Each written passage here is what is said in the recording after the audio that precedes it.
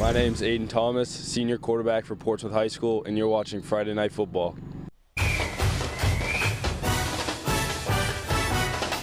Welcome to Week 8 of Friday Night Football. The playoff season is almost here, and there's still spots and seeding to be determined. Our game of the week features two teams competing for the top spots in D2, Souhegan and Pelham, a rematch of last year's title game, which the Pythons won. Let's head to Pelham right now. Pelham and Souhegan, two very familiar opponents getting some pregame work in. Pelham locked in as usual. First quarter, the Pythons facing 4th and 3. They go for it. The great play call causing confusion. The handoff goes to Dom Hurling, and he's out for 6. But the Pythons were just getting started. Souhegan with the rock, but Pelham takes it right back. Dom Hurling just had the touchdown, and now the senior gets the INT. On the very next play, Nick Muse airs it out down the field to Connor Travis. He scores. Pelham was rolling. Python's defense had given up just 7 points before tonight, and they were dominant again in the opening quarter. They forced a fumble. Memphis Patterson gets the scoop.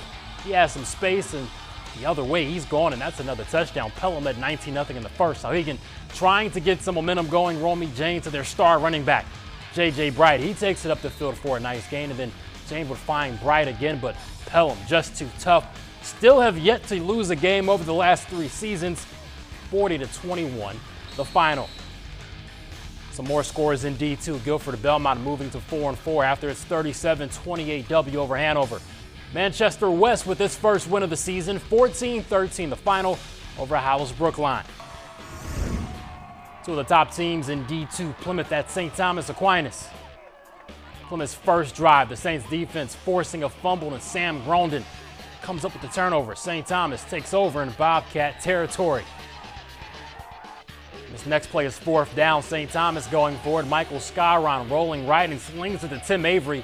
The freshman receiver gets the first down and gets down to the 5-yard line. Then Trent Saleyards runs it in for the game's first TD. 7-0 St. Thomas. On the ensuing kickoff, Plymouth's Caden Monsu gets some nice blocking, and he's got some room across midfield and down to the Saints' 45-yard line. Then the Bobcats will tie the game on a 2-yard TD run by Robbie Thorne. Plymouth wins it 28-14. They move to 7-1. Merrimack Valley with a big win over Kennett, 32-7. Sanborn 20-6 over Laconia. Now the race to a first-round bye in D1 is getting really good heading into Week 8. Still a handful of teams undefeated, including 2 in our next game, Pinkerton and Salem. Let's take it to Salem right now. Even with the rain, the fans were locked in and ready to go. Pinkerton had it going. Timothy Hersom tosses it to Matthew Morrison. This was a 93-yard touchdown connection. The Astros led 28-7 in the third after this huge play. But Salem undefeated for a reason, though. They showed up late. First, the QB Nolan Lumley scores on the keeper. That made it 28-13 in the fourth quarter. They got the ball right back. Lumley's pass somehow gets through to Kevin Tedisco, and he does the rest, going 55 yards for the score. 28-20 was the final, though. Pinkerton takes it to improve to 7-0, giving Salem its first loss. To Portsmouth Oyster River, where the Clipper Cats took on Merrimack.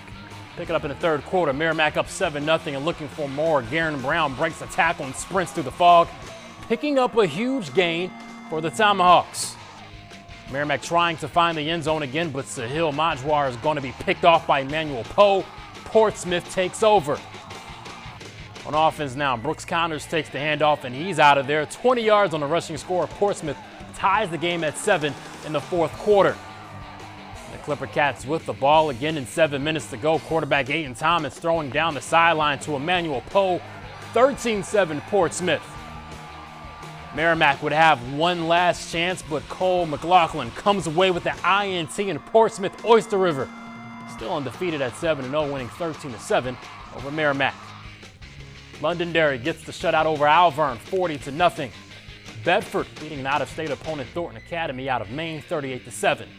Nashua Northern improving to 5-3 after a 21-18 W over Keene. Spalding defeating Nashua South 41-14. Timberlane beating Winnicott 21-6. Liam Corman, 3 TDs for the Owls. All right, the Concord Crimson Tide hosting the Dover Green Wave. Start this off with Concord. Colby Nyhan to Oscar Perez Homicide. That was a 17-yard TD connection.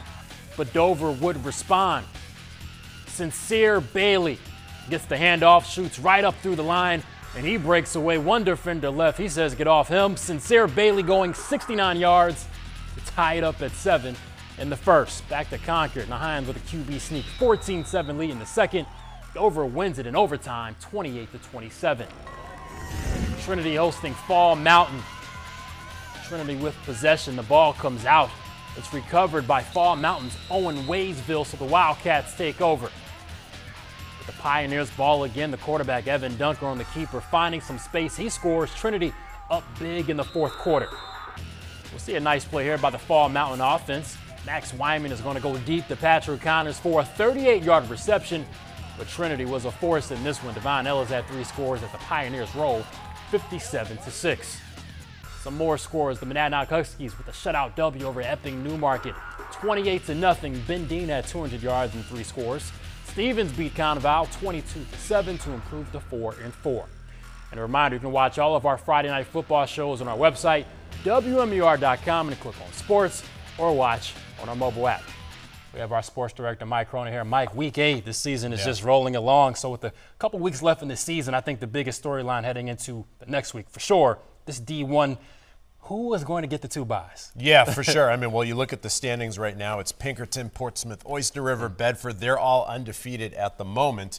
Maybe Londonderry, maybe Salem could sneak in if things fall their way next week, but it seems to be a 3-way race for 2 spots. Pinkerton, Portsmouth, Oyster River, and Bedford trying to lock down the bye. I mean, that's huge if you can take a week off, isn't it? I mean, any team would have want that first round bye just to already just have an extra week of practice and rest. I mean, it's going to be huge. One thing I was struck by tonight is so many weeks this season we've seen big blowouts, right? Yeah.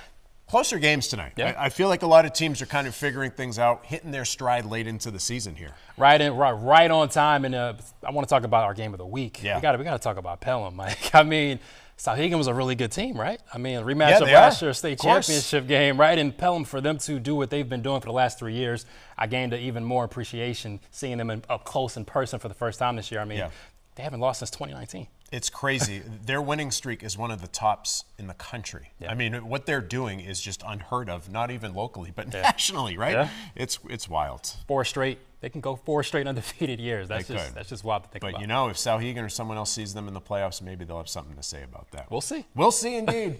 Let's look ahead to our Week 9 FNF Game of the Week. Final week of the regular season, and what a matchup here. 7-1 Salem at 7-1 Londonderry. A good one to close it out.